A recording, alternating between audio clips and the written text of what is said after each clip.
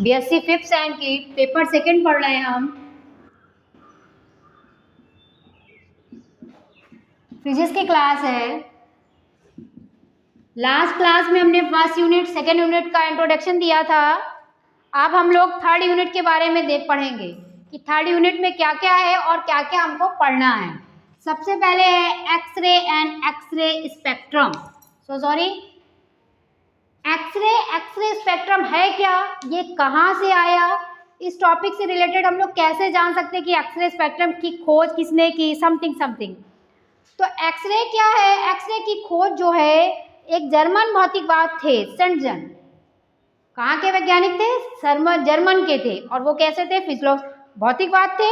उन सेंटजन ने 1895 में एक्स किरणों की खोज की थी और उन्होंने कैथोड किरणों पर गहरा अध्ययन किया था और बताया था जो विसर्जन नलिका होती है ना, उस विसर्जन नलिका मतलब उस ट्यूब पर जब हम अधिक वेदन क्षमता डालते हैं, फोर्स डालते हैं बहुत अधिक, तो क्या होती है, कुछ आपकी विकर्णें क्या होती हैं, उत्पन्न होती हैं।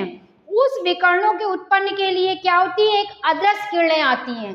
जिन अदृश्य किरणों को सेंटजन ने क्या नाम दिया था, एक्स किरणें। एक्स किरणों का उत्पत्ति कहाँ से हुई हमारी, एक्स किरणों की उत्पत्ति विसर्जन नलिका में वेदन क्षमता को बहुत अधिक डालने से जो हमारी रेडिएशन निकली, this is a called a X-ray. Okay, इससे बने स्पेक्ट्रम को हम क्या कहेंगे, एक्स-रे स्पेक्ट्रम। कभी कभी एग्जाम में पूछ लेते हैं कि सेंटजन किरणें क्या है, रे क्या है, तो this is a called A x किरणों को क्या बोलते हैं हम, सेंटजन किरणें बोलते हैं। इस पर हम लोगों को किस किस के बारे में जानकारी लेनी है, डिफ्लेक्शन ऑफ एक्स-रे, जो कि कहाँ से मिलेगा आपको, लव स्पॉट से प्राप्त होगा। फिर इसी से आएगा Bragg, this is a called a 2D sin theta equal n lambda. आप लोग ये लास्ट क्लास में भी पढ़ चुके होंगे। फिर आप लोग इसकी वेवलेंथ के बारे में निकालेंगे, क्या निकालेंगे, लैम्डा। फिर एक्सरे स्पेक्ट्रम पढ़ना है हम लोग को, कॉन्टिन्यूअस पढ़ना है और इसके कैरेक्टरिस्टिक्स भी बहुत पूछे जाते हैं। उसी से जाके उत्पन्न होगा Moseley law, this is the most important Moseley law.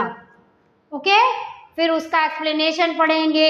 फिर मोज़ले लॉ ने कौन कौन से इम्पोर्टेंट्स अपने दिए थे इसके बारे में, उसकी विस्तृत जानकारी मिलती है हमको। फिर उन्होंने क्या किया था, ऑप्टिकल स्पेक्ट्रम भी लगाया था, जो कि हमारी सीट ऑब्जर्वेशन कैसा करता है एक्सरे स्पेक्ट्रम में, उसकी विस्तृत जानकारी हमको देता है।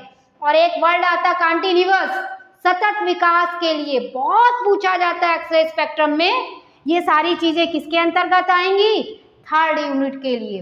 ओके, थर्ड यूनिट में हम लोग ये पढ़ेंगे। इसके बाद जो नेक्स्ट का चैप्टर लेंगे, क्लास लेंगे हम लोग, लेक्चर में हम लोग यूनिट 4th में पढ़ेंगे कि यूनिट 4th में हमको क्या क्या उसके अंतर चैप्टर के अंदर है और किस टॉपिक में।